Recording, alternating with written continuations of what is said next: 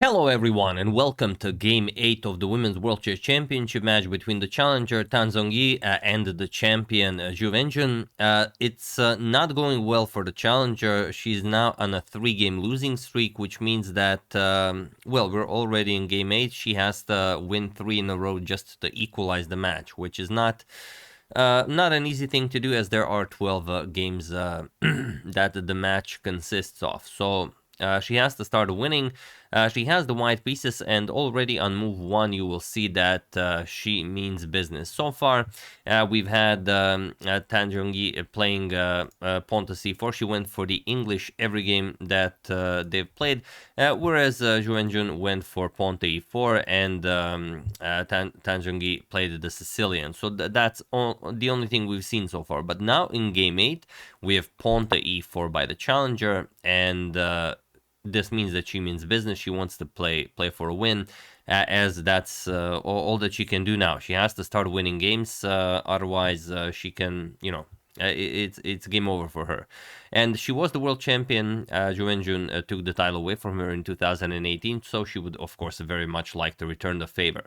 Here we have a nice photo before the game. There's the handshake, no eye contact as usual, nothing out of the ordinary. Wenjun, as usual, no beverages. Tan, as usual, has something, but we still have no idea what it is. Yeah, that's pretty much it. I'll keep you guys informed if I figure out what is the beverage. So let's check it out. Pawn to e4, and we have pawn to e5. No Sicilian, but symmetrical. King's pawn opening, pawn to e4, pawn to e5, knight to c3. The Vienna game. Already mixing it up. King's Gambit would be a little bit too much for a World Chess Championship match in 2025, but a nice Vienna game with pawn to f4, that's something that everyone would enjoy. So let's see what happens. We have knight to f6, the Falkbeer variation, trying to maybe invite pawn to f4 and then strike with a Falkbeer counter gambit. If anyone ever tried, any of you tried playing this, it's an amazing thing to play. I think there's even a game, I don't know if it's this exact move order, but I'm pretty sure it's something like d5, and then after captures you gain more space with e4, something Morphy playing with black, and then white challenges the pawn with e4, then you pin the knight, then bishop to d2, then e3, you sacrifice another pawn to again have the knight pinned, you just castle, and Morphy won a beautiful game with the black pieces, something like this. Not sure who the opponent was, maybe Meek, maybe some of those guys that played such moves. But okay, this is a World Chess Championship match in 2025. We have bishop to c4, continuing in the Stanley variation of the Falkbeer of the Vienna, knight to c6, and pawn to d3. We have bishop to b4, now pinning the knight, and knight to f3. We have pawn to d6, castles kingside, and here we're still in deep waters of theory. Bishop g4 and bishop captures on c3 are pretty much the only moves that are being played here. Even though knight a5 is the top move recommended by the engine, no one ever plays it, so engine doesn't play it either. Bishop captures on c3, b captures, and castles kingside. We have bishop to g5, h6, and bishop to h4, followed by now knight to a5. Okay, still no theory. We have bishop to b3, and there is a top-level game that reached this position. For example, Arkady Naidich played it against Alexander Grishuk. Pawn to c5 was played in this position, and the game ended in a draw. It's not in any of the engine's top recommendations. However, the move that Wenjun plays, knight captures on b3, is the top move recommended by the engine, and it is now as of move 10 that we have a completely new game. And you can see that she's burning time, whereas Tan, she's playing pretty much instantly, saying that she is well within her preparation. So the champion has to be careful here. A captures on b3. Of course, you would love to undouble your pawns, but getting the semi-open A file for the rook, there's just no beating that activity, overall. And there is one more game in the database between low level players where bishop to g4 was played, but it's not really a good move. Here we have queen to e7, and it is now as of move 11 that we have a completely new game, actually. So, okay, rook to e1. First move where Tan really spent some time. She invested some 5 minutes in this move. Okay, d4 pawn will be defended if you are ever to execute pawn to d4. We have queen to e6. Makes sense. Okay, you're on pinning, and now pawn to d4. As planned, we have knight to d7 and queen to d3. If you're wondering about maybe executing pawn to d5 here to grab more space, you could do it.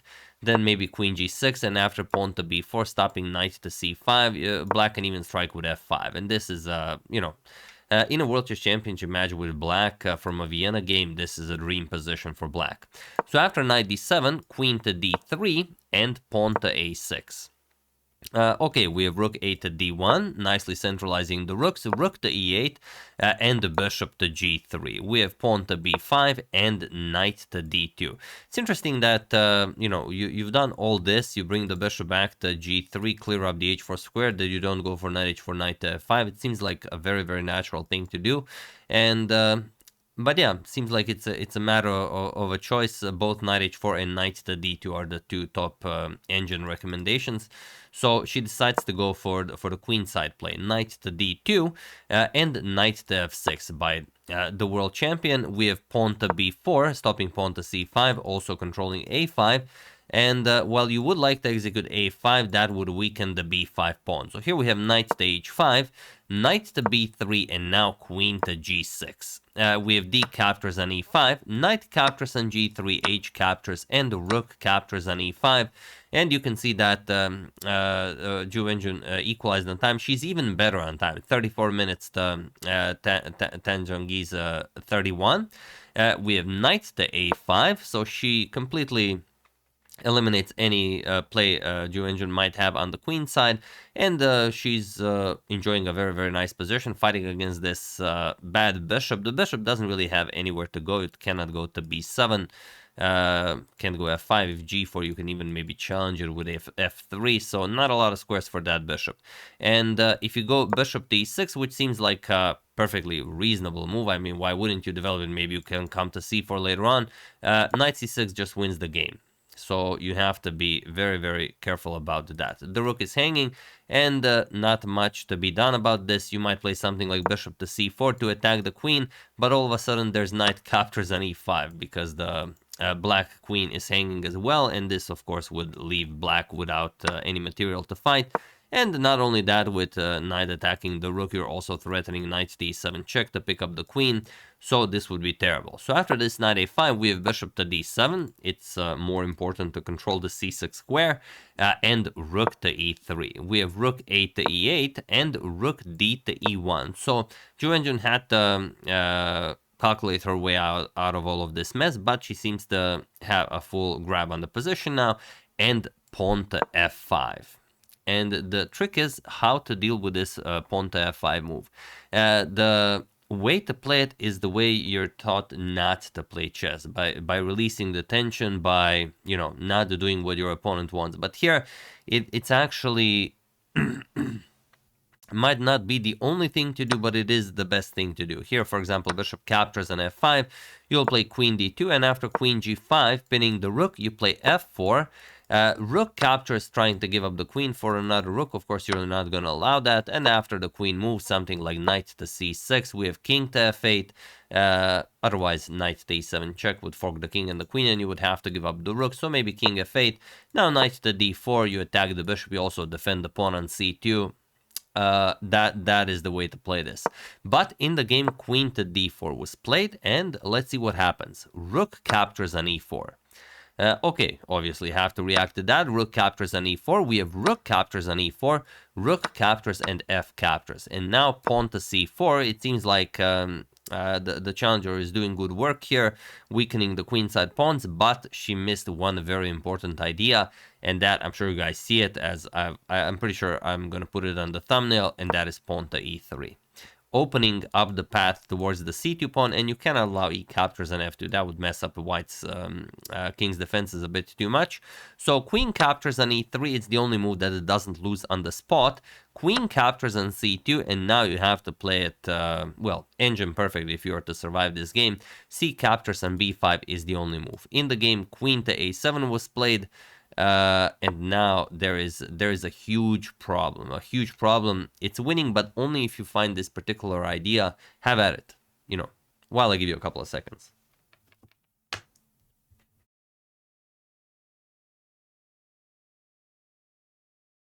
The only move that wins the game, and well, who would have thought, is B captures on C4. Now, you cannot capture with the knight. Nothing is guarding c4. The queen would just capture the knight. So queen captures on c7, now threatening to pick up the pawn. But now look at this. Pawn to bishop to b5. The idea is that, okay, you have a double attack here on the bishop and by the pawn, but by moving the bishop, you get the bishop out of harm's way and you're defending the pawn, and you're not in time to capture on d6. If you could capture on d6, that'd be great, but just pawn to c3, and I mean, there's no stopping this pawn. It is unstoppable, and you don't have any perpetuals. If queen d8 check, king h7, that king will not be getting checked. So here, after bishop to b5, knight to b7, we have pawn to c3, knight captures on d6, and now queen d3, getting the queen out of harm's way and keeping the queen on the light squares, defending the bishop, and also controlling this diagonal if you will have to hide your king. So queen f7 check. King h7, only move that wins, otherwise you could run into a draw. King h7, and now knight to f5, cutting off the diagonal and also threatening checkmate on g7. We have queen to d7, only move that continues the winning advantage. You could also give a check first and then bring the queen back, but, doesn't really make all that much difference. Queen captures, we have bishop captures, and now knight to d4, stopping the pawn from advancing further. And you could just play bishop to b5, stop the king from entering the game to force f3, then king f2, and so on. But bishop to a4 is even stronger, just covering that c2 square. But okay, the knight doesn't need it. It's better for the knight to cover the dark squares, as you have a light square bishop. So knight e2 makes sense. Pawn to c2. Pawn to f3, you have to get your king into the game. King g6, we have king f2, and bishop to b5, threatening to win the knight, the only one stopping that pawn from queening. So knight to c1, and here comes pawn to h5. And believe it or not, however you play this, it is winning for black, and now it's only a matter of will the world champion Wenjun win it. King e3, king g5, king to d2, reaching the pawn, and bishop to f1. Only winning idea, but of course it makes sense. You're just going to gobble up all of those pawns. Knight to b3, bishop captures on g2, and now even knight to d4, defending the pawn on f3 before capturing on c2. And this is where Wenjun goes all in. She plays bishop captures on f3, says, I don't need a bishop, my pawns will get the job done. Knight captures on f3 check, king g4, chasing away the knight, knight to d4, and king captures on g3, clearing the path for the h-pawn, and there's no way to stop it. There's just nothing. If the pawn was not on a6, you could advance the b-pawn, but with the pawn there, not much to be done. Knight to f5 check was played, king g4, we have knight to e3 check, now king f3, stopping further checks, knight captures on c2, and pawn to h4. We have knight to e1 check, king to g3, king to e3, and pawn to h3. We have knight f3, and here just pawn to h2, and he was in this position on move 53 that the challenger Zhongyi resigned the game, as there is nothing more to be done here. You could maybe, play some knight captures on h2, but the problem is it's an elementary endgame, and we can easily show, like, okay, you either go after this pawn or after this pawn. If you go after this pawn, then this pawn queens. If you go after this pawn, then this pawn queens. Black will just go after the b4 pawn. There's not much that you can do about this. King g6, king d4, you will capture. King to d4, king to f6, you're going to go king to c4, king e5, you're going to capture the pawn, and you're not in time to stop the black king from controlling these squares, and then the pawn will just promote, like king to b3, king to d3, pawn to a5, you're going to play king to d2, and now king b2, you control these three squares, the white king cannot approach, and you just queen your pawn and win the game easily. So that makes it 4 in a row, and yeah, I don't know the the exact scores of all the World Chess Championship matches. I made a quick check, but the last time someone won in both women's and open World Chess Championship matches 4 games in a row, was during the first ever official World Chess Championship match between Wilhelm Steinitz and Johannes Zukertort, where Zukertort won 4 in a row, but in the end he lost the match to Steinitz. So it's not impossible to win 4 in a row and then lose the match, although it's becoming more and more unlikely, because now Tan Zhongyi needs to win all of the games. If Wenjun gets only one draw, the match is over and she wins the match. There's even a World Chess Championship match where 5 games in a row were won. That was between the World Chess Championship match between Lasker and Steinitz, where Lasker beat Steinitz 5 games in a row. But yeah, pretty amazing stuff, and we'll see what happens. She mixed it up. She gave up on the English. She tried e4. But Wenjun is just too strong, and this is what everyone means. Even Magnus Carlsen said it. She's just so much more experienced playing against stronger opposition. She played in the 2024 Tata Steel tournament, and she played brilliant chess. She defeated Alireza Firouzja, and she drew Nepo, she drew Ding Liren, and she drew world champion Gukesh in classical. So I mean that's a level of her own, and it's something that I've mentioned in covering game 1 of the World Chess Championship match, that being world champion, she gets invited to these strong tournaments like the Tata Steel, and other women players just don't have that edge, that experience, and it shows. It definitely shows. I mean, she was losing in the match, she retaliated, she bounced back, and now she wins 4 in a row. That is absolutely amazing. We'll see what happens, but I don't think it's gonna be hard getting past even the next game, let alone more games. But we'll see what happens. So yeah, that's the game. Hope you guys enjoyed it. Brilliant stuff by the reigning Women's World Champion Wenjun. I would like to thank Derek King, Charles Benjamin Flynn, Dan Schwartz, Ilya Maltsev, and Mohammed Babar Khalil for a contribution to my channel. Thank you a lot. I really appreciate it. As usual, you can check 2 of my previous videos here. Thank you all for watching, and I will see you soon, continuing to check up on your wonderful suggestions and everything else that happens in the chess world. Thank you all. I will see you soon, and have an excellent rest of your day. And if you haven't seen my previous video, the Arjun Masterpiece, improve your day, check it out.